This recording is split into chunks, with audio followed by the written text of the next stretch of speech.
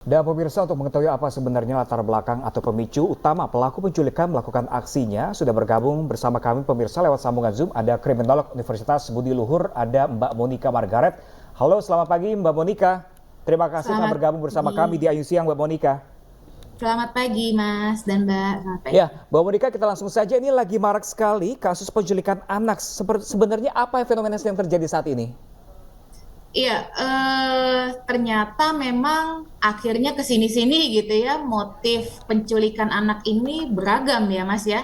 Yang pada awalnya mungkin banyak kejadian penculikan anak sebelum-sebelumnya itu motifnya adalah terkait dengan ekonomi ya, dengan tebusan gitu ya, pelaku kejahatan penculikannya meminta sejumlah uang untuk menebus anak terkait dengan motif ekonomi gitu ya. Sekarang ini ternyata makin banyak lagi variasi latar belakangnya. Mungkin juga bisa karena misalnya dendam, ya Hmm. Mas ya.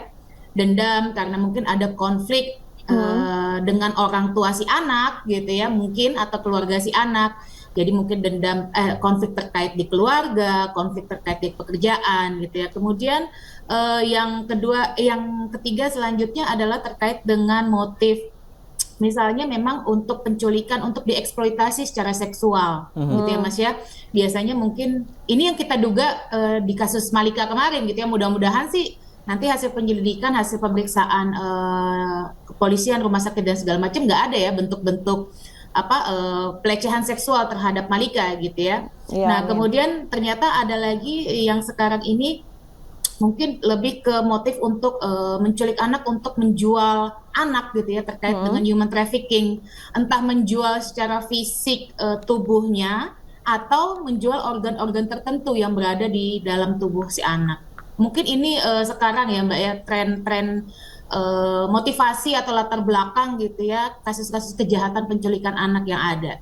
Mhm. Tapi biasanya para pelaku untuk mengincar korbannya ini apakah harus orang terdekat, apakah disurvei terlebih dahulu atau memang mengacak saja, mengambil ataupun menculik anak yang akan dijadikan korban penculikan, Bu Monika?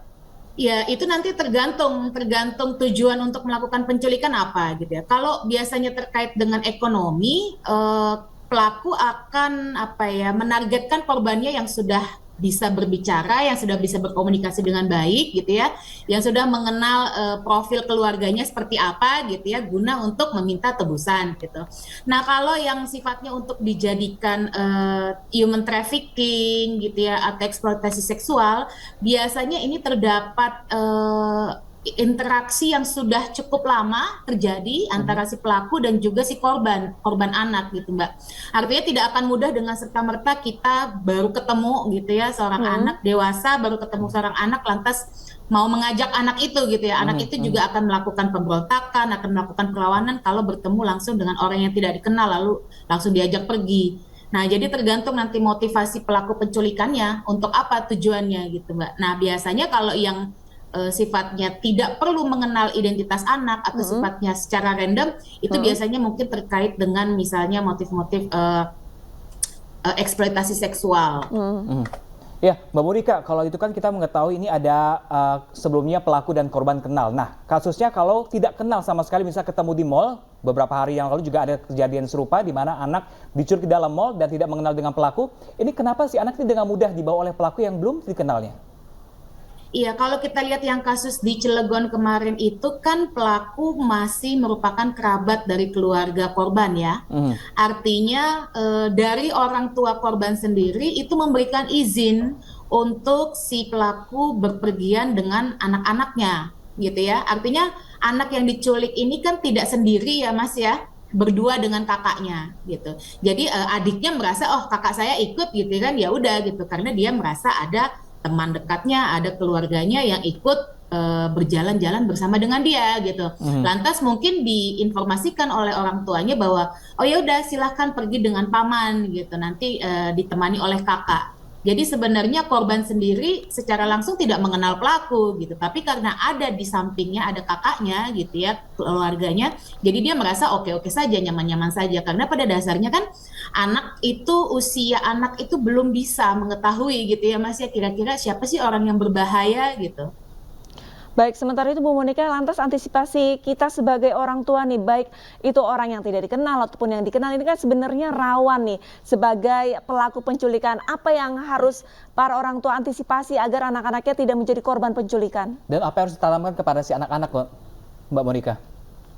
Ya, jadi kita melihatnya ternyata lingkungan rumah juga yang seharusnya menjadi tempat aman untuk anak-anak beraktivitas gitu ya, ternyata juga enggak gitu. Jadi pencegahannya yang terutama kita harus punya tanggung jawab yang sangat besar sebagai orang tua. Pencegahan yang utama adalah tanggung jawab orang tua dalam mengawasi kegiatan anak, kehidupan anak sehari-hari, Mbak.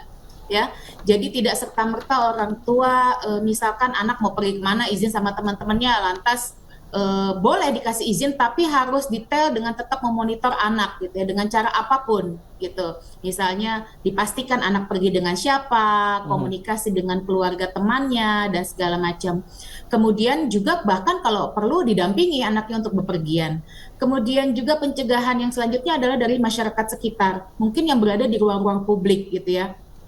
Bahwa harus lebih aware gitu ya terhadap keadaan-keadaan yang kira-kira gitu kok ada kayak orang bawa anak tuh kok kayaknya anaknya ketakutan atau anaknya bersifat menangis dan segala macam, itu perlu langsung ditanya sih atau dilaporkan ke pihak pengamanan di sekitar. Oke, baik. Baik. Terima kasih banyak Mbak Monika Marga selaku kriminolog Universitas Budi Luhur. Ini juga sebagai perhatian untuk masyarakat luas yang punya anak-anak kecil di luar sana. Terima kasih banyak Mbak Monika. Terima kasih banyak Bu Monika.